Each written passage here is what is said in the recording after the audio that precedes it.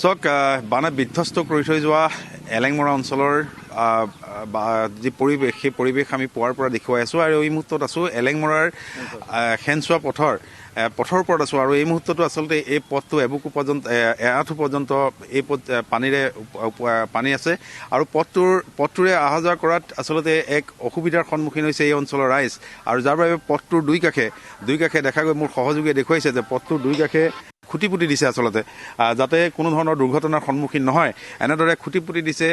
পথটোৰে আৰু পথটো আৰু পথাৰৰ মাজত কোনো ধৰণৰ পাৰ্থক্য নোহোৱা হৈছে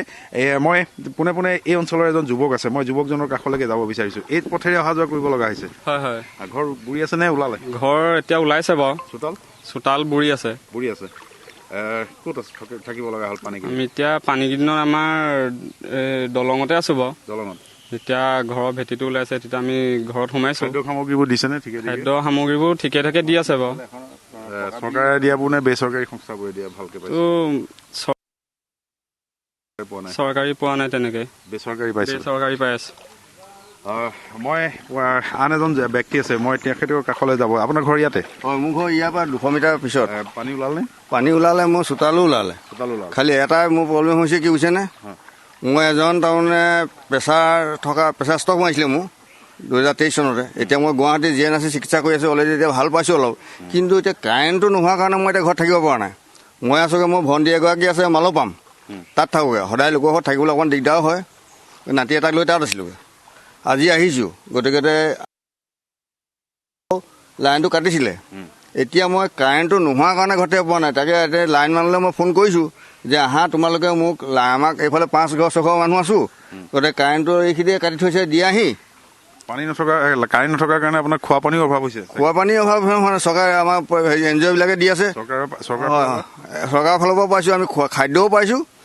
আমি চৰকাৰক দুখিব নোৱাৰোঁ চৰকাৰে তাৰমানে 88ত যিমান পাইছিলোঁ তাতকৈ অধিকহে পাইছোঁ আমাৰ 88ক এটা বৃহত্তম অসমত আপোনাৰ পানী হৈছিলে তাৰমানে একদম ৰেকৰ্ড কৰিছিলে তাতকৈ কিন্তু এইটো সৰু যদিও সেইটো আমাৰ ব্ৰহ্মপুত্ৰ আছিলে আপোনাৰ নিমাতী বিধায়ক আহিছেনে এইফালে বিধায়ক আহিছে আমাৰ যিদিনাখনি মথাউৰি ছিগে তাৰ পিছদিনাখনিয়ে বিধায়ক আহিছিলে আমাৰ মাননীয় বিকাশ হাজৰিকা আহিছিলে খাদ্য সামগ্ৰী ঠিকে একো অভাৱ পোৱা নাই মই ধন্যবাদ জনাইছোঁ মই পুনৰ সামগ্ৰিক দৃশ্য দেখুৱাইছোঁ মই পুনৰ কৈছোঁ আমি উপস্থিত আছোঁ খেনচোৱা পথত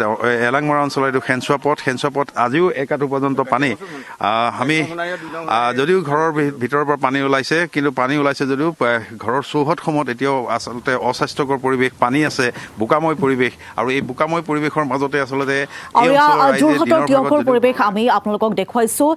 বানৰ পৰিমাণ কিছু পৰিমাণে বিভীষিকা কিছু পৰিমাণে কমিছে কিন্তু বানাক্ৰান্তসকলৰ দুখ দুৰ্দশা কিন্তু এতিয়াও কমা নাই একাংশ লোকে এইদৰে বান শিবিৰতে আশ্ৰয় গ্ৰহণ কৰি থাকিব লগা হৈছে কিয়নো ঘৰখনলৈ তেওঁলোকে উভতি যাব পৰা পৰিৱেশ পৰিস্থিতি নাই কিয়নো ঘৰখনত একাঠু পৰ্যন্ত বোকা আৰু পলসে পোত গৈ আছে